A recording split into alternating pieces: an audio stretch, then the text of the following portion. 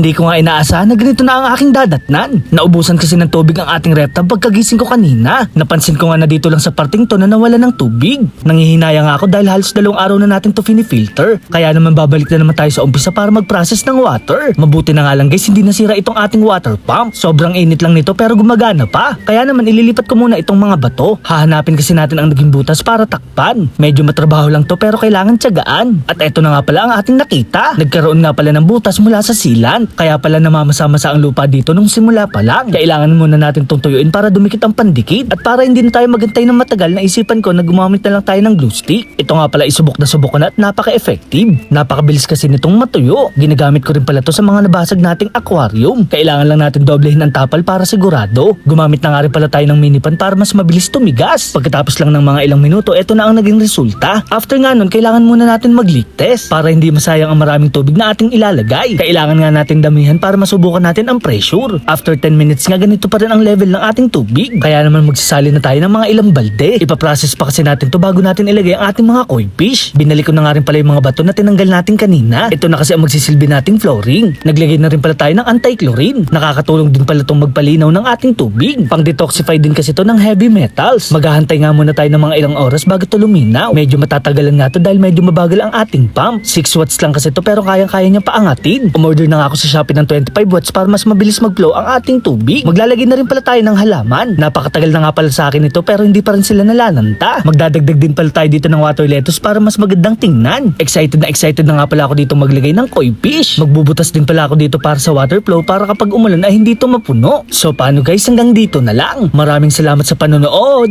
Paalam! Yeah!